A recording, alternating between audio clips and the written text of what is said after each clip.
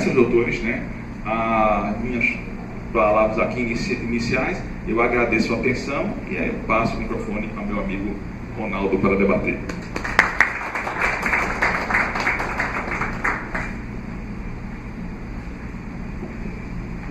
Boa tarde a todos.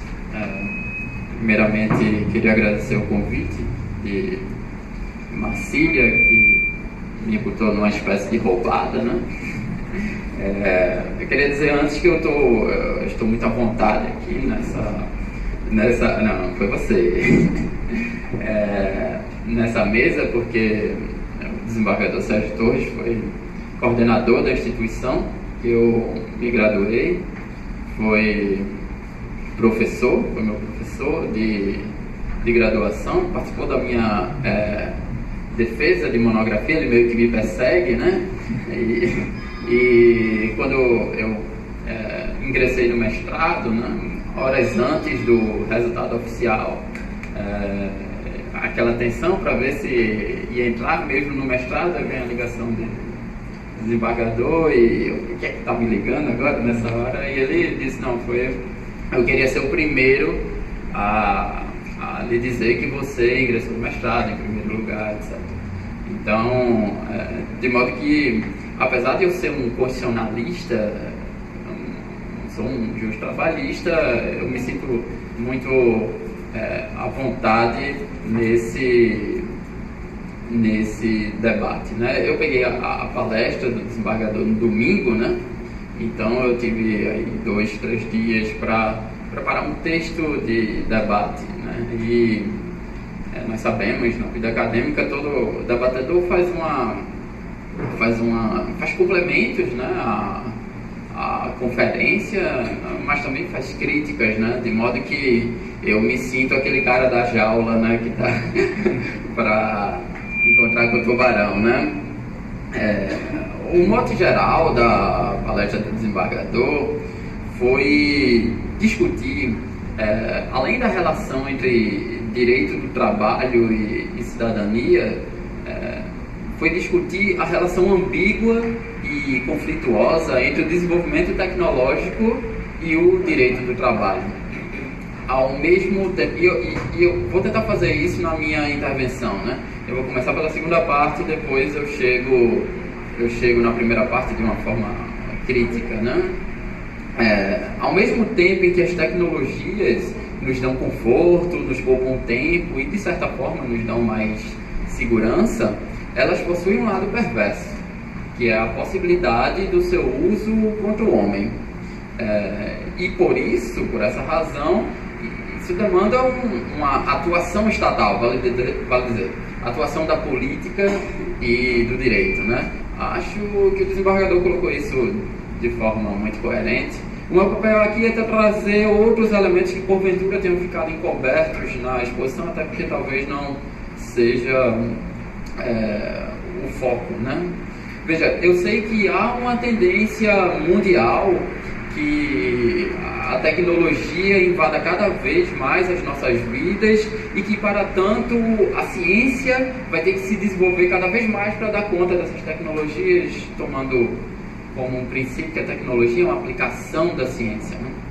E isso certamente tem um seu lado bom, pois podemos descobrir a cura de várias doenças, melhorar a qualidade de vida e tentar resolver problemas sociais muito antigos, como o acesso de populações à água potável, ou até a erradicação de doenças ligadas ao subdesenvolvimento.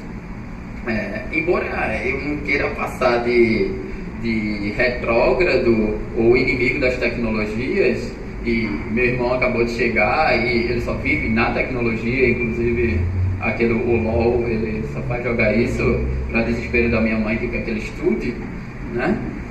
Eu quero chamar a atenção para o fato de que as tecnologias não podem estar livres de controle. Eu sei que esse debate faz parte da própria formação do direito do trabalho, né? Como bem pontuou o desembargador. Inclusive, os próprios trabalhadores têm consciência disso. Marcília sabe mais do que eu que no século XIX surgiu um grupo de trabalhadores anarquistas liderados por Ned Ludd, cujo objetivo era, a ação direta deles era destruir as máquinas, porque segundo eles pensavam, com certa razão, as máquinas tirariam os seus empregos, né? Mas esse debate é muito mais abrangente que isso, né? Porque ele supera muito a ação dos que ficaram conhecidos como os ludistas, né? O desenvolvimento tecnológico é uma situação que sempre preocupou os cientistas sociais, principalmente quando a tecnologia atingiu uma evolução exponencial tal que passou a oferecer risco aos próprios seres humanos. Eu penso aqui em Marcília no conceito de sociedade de risco, aquele sociólogo alemão Ulrich Beck, já falecido, né? Que se traduz na ideia de que se a tecnologia pode ser fatal, temos que limitá-la de alguma maneira. Nem que para isso tenhamos que limitar a liberdade dos homens, as garantias individuais, desenvolvendo métodos preventivos. Por exemplo, só existe a lei seca porque os veículos se transformaram em armas letais quando conduzidos por motoristas alcoolizados. A ideia é que é melhor criar exceções às garantias individuais se essas exceções preservarem vidas alheias. Falo em exceções porque, por exemplo, no direito penal vigora a regra de que só é possível punir o indivíduo se ele ofender um bem jurídico concreto. No caso da lei seca, o que ocorre, para usar um linguajar técnico, é um crime de perigo abstrato, o que implica que não é necessária a prova de que houve uma ofensa concreta a uma determinada pessoa, bastando que haja o risco da ofensa, que no caso é oferido pelo teste de alcoolemia, né? Pelo nível de álcool que possuímos no sangue. No caso dessa sociedade de risco, a ciência se desenvolveu uma série de regras técnicas com o fim de proteger os indivíduos do mau uso da tecnologia, os standards, né? Assim, no que atina ao meio ambiente, a ciência criou normativas sobre tratamento de dejetos, prevenção de poluição, substâncias perigosas, tóxicas. No que atina aos alimentos, criou normativas sobre a produção do leite, da carne, do sal. A gente viu até o escândalo da Friboi, que tem a ver com essas regras, ou a desobediência dessas regras técnicas impostas pela ciência. No que atina a produção de veículos, criou regras como tamanho e durabilidade de peças, o que falou da chip, né? Bem como resistências de itens de segurança, como para-choque ou vidros dianteiros. A ideia é controlar o resultado, estabelecendo padrões de qualidade que controlassem o processo de produção. Então, o que são essas regras técnicas? Elas servem para explicar, para transmitir e, com frequência, para prescrever a maneira de fabricar um objeto, sua constituição, suas dimensões e outras especificidades e qualidades, as etapas de sua realização e os procedimentos a realizar, para que tudo seja feito corretamente. É nesse contexto que surge, por exemplo, as normas ISO, que a gente escuta com frequência, né? Que é a sigla em inglês para a Organização Internacional de Padronização, os Standards, que eu falei há pouco. Inclusive, é comum vermos na televisão funcionários do Inmetro medindo uma série de produtos para testar se os produtos estão obedecendo às regras técnicas estabelecidas. Regras essas que confiamos sem nenhuma contestação. Afinal, elas são impostas, são estabelecidas pela ciência. O meu argumento nesse debate, e por mais absurdo que ele pareça, é que não podemos deixar, em alguns casos, o estabelecimento dessa normalização proveniente das regras técnicas sob o controle exclusivo da ciência, sendo necessário, portanto, que a política e o direito interfiram nesse processo. E eu espero que ao final da minha intervenção meu argumento não seja tão absurdo ou não pareça absurdo. Eu tenho que ter consciência que esse meu argumento é problemático e, em certo sentido, eu estou nadando contra a corrente. Porque a modernidade ocidental defendeu durante séculos que isso que eu estou querendo, promover a interação, deve estar sempre separado. O pensamento ocidental criou uma divisão dos seres em dois domínios estranhos um ao outro: o domínio da cultura, de um lado, e o domínio da natureza. Essa divisão corresponde a seres distintos: os objetos de ciência, de um lado, e os sujeitos de direito, de outro. Assim, os objetos pertenceriam à ciência e os sujeitos ao direito ou à política, porque dá no mesmo nesse sentido. Isso porque, como defende Friedman, um cara que estuda a modernidade, de um lado, as leis científicas prestam conta da regularidade dos fenômenos observados, calculados e experimentados. De outro, as leis humanas designam os atos de vontade pelos quais o poder político formata e organiza a sociedade dos homens. E essa diferença é essencial. Aproveitando que o desembargador citou as leis de Newton, né? Há um velho causo, que eu também não sei se é verdadeiro, que diz que o prefeito de Carpina, nessa época de chuvas que a gente está vivendo, ele estava com muito problema de deslizamento de terra. Então ele chegou para o engenheiro-chefe da defesa civil dele e disse: meu irmão, como é que a gente resolve esse deslizamento de terra? Tem pessoas morrendo, pessoas desabitadas, né? Ele diz: não dá para resolver, porque a culpa não é minha, a culpa é da lei da gravidade. O prefeito: então vamos para a Assembleia revogar essa lei, né? Esse prefeito, que no fundo era um idiota, não sabia da diferença entre o mundo da cultura e o mundo da natureza, entre o tratamento diferenciado de sujeitos e objetos. Um dos maiores filósofos da humanidade, Immanuel Kant, nunca juntou em sua obra a epistemologia e a ética, ou a moral, porque tem gente que diz que não há uma ética em Kant.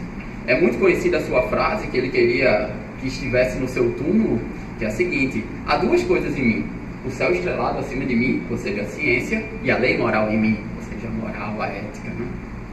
Mas o problema é que esta separação entre cultura e natureza, entre ética e epistemologia, entre política e ciência, gera inúmeros problemas conceituais que entram em choque, e aqui eu venho para a minha área, com a filosofia do Estado de Direito, com a teoria do Estado de Direito. E aqui a história do trabalho tem muito a nos ensinar. Porque se deixamos que existam normalizações que escapem ao controle estatal, poderemos estar criando um estado de exceção. Isso porque, como falarei adiante, se a normalização surge no contexto da fábrica e era aplicada apenas aos trabalhadores daquela fábrica, com o tempo ela sai da fábrica, se regionaliza, se nacionaliza e no contexto da sociedade mundial, para usar Gunther Teubner, ela se mundializa. A realidade hoje é que os estados soberanos têm que obedecer a normalizações provenientes de organizações privadas e que não possuem nenhuma responsabilidade política. Assim, se o que fundamenta o Estado de Direito é a submissão do Estado a regras erigidas pelo poder público que regulam a atuação estatal, mas que também protege os indivíduos que, através da representação política, participam da formação dessas regras, quando deixamos que organizações privadas, desprovidas de accountability, criem regras que condicionem o comportamento tanto do Estado quanto dos indivíduos, é o Estado de Direito que está em risco. O que eu percebo, e eu falei antes com Marcília sobre isso, é que a teoria do direito sempre esteve muito atenta ao estado de exceção proveniente do excesso de soberania. E aqui eu me reporto às obras de Carl Schmitt, Walter Benjamin e George Agamben, principalmente, que discute o chamado paradoxo da soberania, que ocorre porque nas constituições modernas estão previstos vários dispositivos que autorizam o estado de exceção, que no nosso constitucionalismo brasileiro a gente chama de estado de defesa ou estado de sítio, né? Mas o silêncio da teoria de direito, e aqui já conectando com o tema do congresso, né, da Semana dos Museus, que é descobrir o que está oculto, né, na formação da nossa sociabilidade, e é aqui que eu quero focar. O silêncio da teoria do direito está no estado de exceção, proporcionado não pelo excesso de soberania, mas pela falta de participação de atos soberanos na criação de normas cada vez mais presentes na sociedade mundial, como é o caso das regras técnicas. Até aqui, eu me concentrei mais como são essas regras e menos como elas foram formadas. E é justamente esse processo que vai mostrar como elas são incompatíveis com o Estado de Direito e como a encruzilhada que vive atualmente o direito do trabalho tem a ver com tudo isso. As regras técnicas surgiram no interior da fábrica em razão de um problema muito específico que foi estudado pelos pais da sociologia moderna, como Marx e Durkheim, principalmente, que é a questão da divisão técnica do trabalho, que foi progressivamente intensificada com o Taylorismo, que se propunha ser uma nova ciência da administração e que exigia que o trabalhador deveria exercer apenas uma função, não havendo necessidade de conhecimento da forma como o produto chegava ao seu resultado final. A imagem clássica aqui é aquela imagem de tempos modernos, né, de Charles Chaplin. O problema é que isso funcionaria bem se houvesse uma equipe responsável por todos os processos de produção, o que implica que todos os trabalhadores deveriam permanecer na fábrica durante um longo tempo, o que não necessariamente ocorre, principalmente nos dias de hoje, com a defenestração dos sindicatos e com a fragmentação do trabalho, né? Assim, ao invés do aprendizado ser fundado no uso e na transmissão oral, a ideia de Taylor era que esse processo de produção fosse todo documentado. Chegando um funcionário novo, eu apresento o documento, é assim que a gente faz. Ocorre que, como demonstra Friedman no seu livro O Fim do Estado de Direito, as normas de fábrica criadas pela empresa e aplicadas no seio dos produtos de sua marca dão progressivamente lugar às normas de setor e de associações profissionais, reagrupando categorias de engenheiros que as elaboram e as administram em nível nacional, e depois eu completo, internacional e mundial. Da criação do Engineers Standard Committee, que é de 1901, início do século XX, que se encarregava da normalização do domínio mecânico, até a ISO 14000, que trata da normalização do meio ambiente, vai uma longa história, muito estudada pela sociologia do trabalho, mas profundamente ignorada pelos juristas. Essas regras, embora criadas por organizações internacionais, organizações privadas, cujo objetivo inicial era normalizar o ambiente da fábrica, tomou em seguida uma proporção inimaginável, pois transferiu para terceiros, também organizações privadas, o papel de certificação de produtos. E com a ocorrência da Primeira Guerra Mundial, esse processo se nacionalizou e se mundializou, atingindo praticamente todas as áreas de produção. E isso passou a limitar a ação de atores soberanos no mundo inteiro. E essa história está para ser contada ainda. Mesmo na sociologia do trabalho, é difícil ter um sociólogo que trate dessas histórias. Jurista não, porque jurista só liga para regras decorrentes de atos soberanos. E esse é o meu ponto, essas regras técnicas, por falta de controle do poder público, estão concorrendo no mundo globalizado com as regras decorrentes de atos soberanos. Para só ficar nas normas ISO, vemos que elas não funcionam nem com base nas regras do direito internacional, nem como uma organização interestatal. Na verdade, elas são elaboradas no âmbito de instituições puramente privadas, cujas regras, em tempos de sociedade mundial e de mercado global, são adotadas pelos Estados de forma automática. Embora nem eles, nem nenhuma organização internacional vinculada ao direito internacional público tenham participado do processo de formação dessas regras. E aqui saímos do contexto da sociedade de risco, que o senhor muito bem colocou, que fundamentou toda a normalização contemporânea para chegarmos em um sistema de submissão dos Estados aos desígnios do capital internacional. Eu estou pensando no maior sistema de pilotagem de Estados do mundo contemporâneo, formada por um conjunto de dispositivos de avaliação e controle, comumente chamados de indicadores econômicos, né? Eu estou pensando precisamente na Doing Business, uma classificação do Banco Mundial que classifica o conjunto dos estados do mundo em função da sua atratividade para os investidores, que ao mesmo tempo que confere um parâmetro de decisão dos investidores para os investidores internacionais, também para os fornecedores de crédito. Há ainda um dispositivo ainda mais novo chamado Reform Simulator, que permite antecipar os ganhos ou perdas que esta ou aquela reforma poderia provocar em relação à nota de um Estado e, consequentemente, da sua posição na classificação, do seu ranqueamento. O senhor bem sabe que fui formado no interior da tradição do marxismo, me preocupei com isso desde muito cedo. Meu primeiro artigo acadêmico, que depois virou um dos capítulos do meu primeiro livro, que o senhor estava na banca de monografia, pretendeu analisar a influência do documento número 319 do Banco Mundial na emenda constitucional número 45, que promoveu a chamada reforma do judiciário. Este documento se destinava ao poder judiciário dos países latino-americanos e do Caribe, e o seu objetivo era fazer com que as decisões judiciais fossem as mais previsíveis possível, para que fosse possível esses países atrair mais investidores.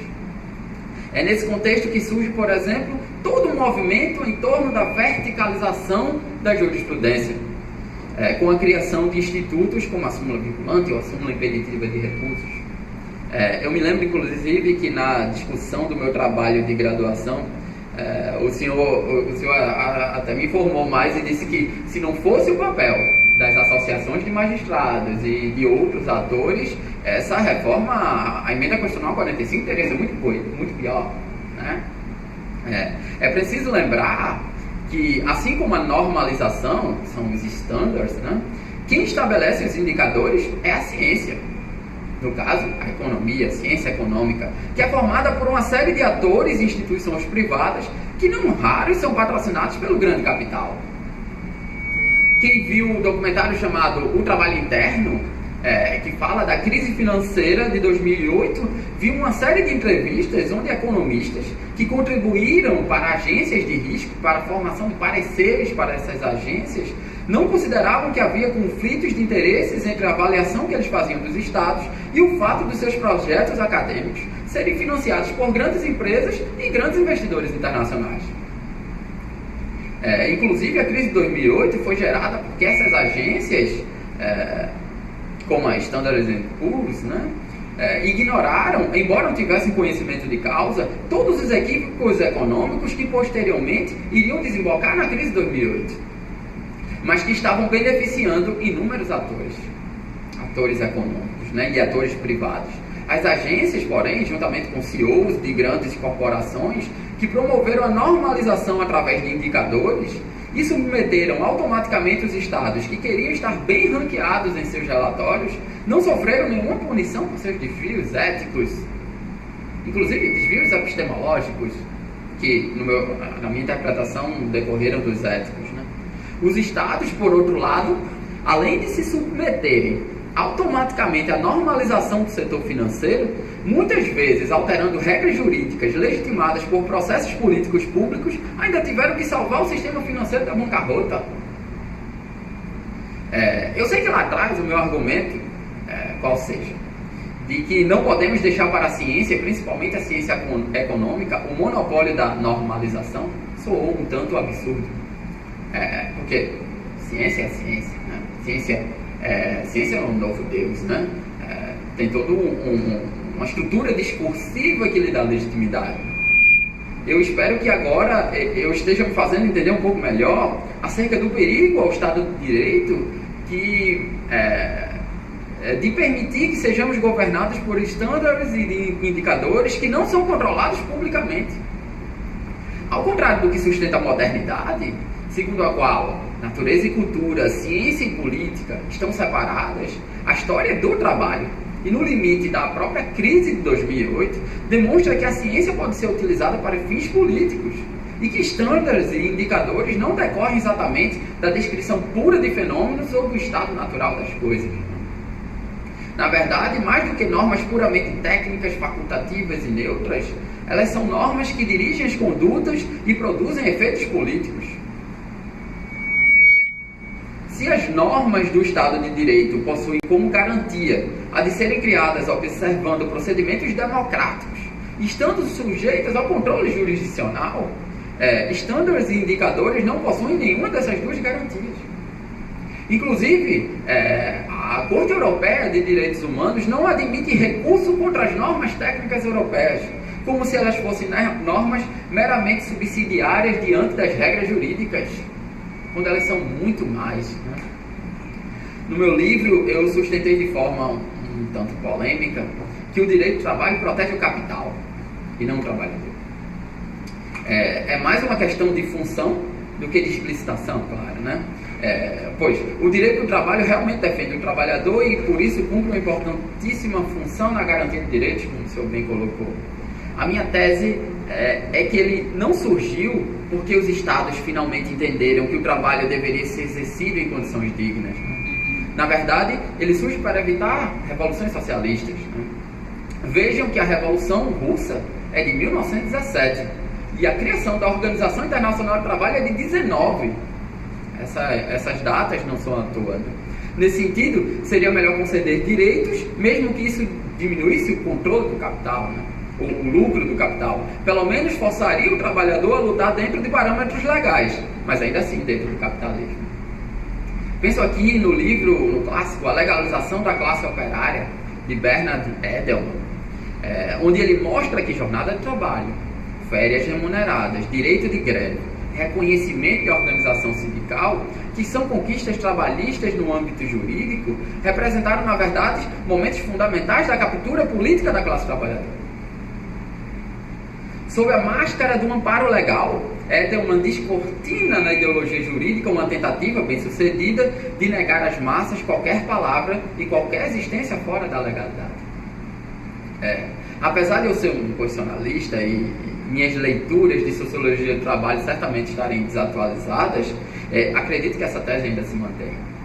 Não é à toa que, se usarmos uma filosofia da história diacrônica, é coerente o debate sobre flexibilização e desregulamentação das normas trabalhistas com o fim do socialismo real, mas também com a crise por que passa a social-democracia europeia. Embora eu não seja especialista nisso, talvez a social-democracia europeia e a ideia de controle do capitalismo só tenham existido em função da ameaça socialista. De modo que a derrocada do socialismo real foi concomitante à crise do trabalho e da própria social-democracia, de um lado, e o ressurgimento do liberalismo em moldes neoliberalistas, de outro, né?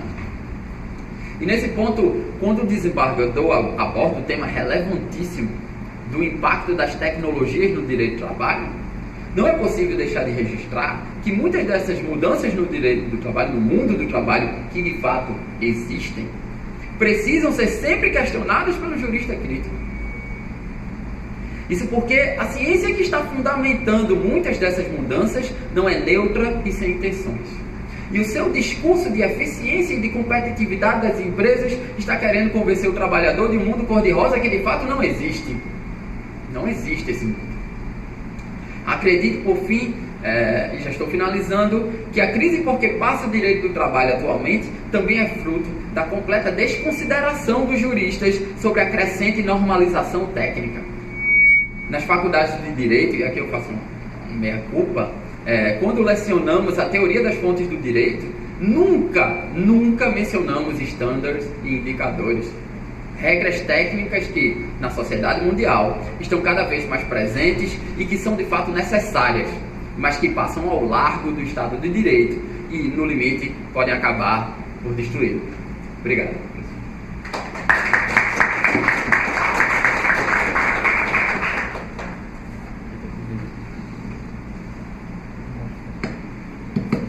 Eu só vou rapidamente, algumas palavras. Primeiro, eu nem preciso enfatizar, mas só destacar que o Ronaldo eu conheço há muito tempo, quando ele era aluno da graduação, tive o privilégio de ser seu professor, e desde essa época ele já se destacava, já era diferenciado, como vocês podem ter agora, né? Ele ainda é mais novo, que parece que já estou vendo alguns fios de cabelo branco aí, né? Mas é bastante jovem, mas com uma cultura, né, impressionante, uma segurança impressionante. Ele demonstrou isso na graduação mesmo, como aluno, na graduação, antes de se formar, depois na defesa de sua monografia, defesa de sua dissertação de mestrado e agora no seu doutorado. Então é um privilégio nós termos ele aqui na mesa conosco. Eu fico muito feliz e extremamente orgulhoso, né? Especialmente pela visão crítica demonstrada, né, a capacidade de visualizar e de ousar e realmente, né, assumir uma posição que talvez não fosse tão fácil de início, especialmente como ele mencionou, ele se sentindo um pouco peixe fora da água em relação à matéria, mas como ele trouxe para dele, e quando entrou naquela seara que ele domina, ele realmente fluiu de forma maravilhosa. Mas eu concordo com aquela sua colocação, não acho absurda nenhuma. Nós não podemos agir passivamente com a estabilização de padrões em relação ao qual nós não temos nenhuma forma de intervir. Eu tenho muito receio dessa forma de atuar, quando especialmente esses regramentos, essas normatizações ou padronizações vêm de pessoas ou entidades que não conhecem a nossa realidade. E a nossa realidade, ela tem que servir como parâmetro para a definição de como nós vamos aceitar, como nós vamos nos adequar, e não pode efetivamente vir de forma puramente exógena. nós temos que partir do reconhecimento das nossas peculiaridades, da nossa população, do nosso povo. Imagine, por exemplo, uma situação como nós vivemos aqui em Pernambuco, no interior de Pernambuco, havendo nossos trabalhadores das cidades menores do interior, e de repente estabelecemos e admitirmos de forma irrestrita a implantação de inovações tecnológicas sem um preparo adequado para a adaptação desses mesmos profissionais a uma outra realidade, e simplesmente visualizando apenas aquilo que de bom vai trazer as inovações, sem medir os impactos sociais que isso eventualmente irá representar. Então, há uma necessidade de fiscalização e de intervenção na absorção dessas novas tecnologias e como elas serão, como elas irão afetar as nossas profissões. A nossa ciência não é uma ciência exata, o direito não é uma ciência exata, ele não é uma ciência neutra. A forma de regulamentar sempre leva em consideração o contexto subjetivo e social dentro do qual nós estamos inseridos. Então, a sua postura crítica em relação a como nós iremos nos adequar a essas realidades e como, então, a teoria de Darwin irá se aplicar dentro de qual contexto é perfeitamente adequado. Eu concordo, realmente não tenho absolutamente nada a me opor. E, com isso, não sei se teria mais alguma coisa pronto. Eu acredito que pelo avançado da hora nós já estamos prontos, acredito, para a próxima atração. É isso? É isso. Que vai ser meu amigo Eugênio, é isso? Parcelli, o artista.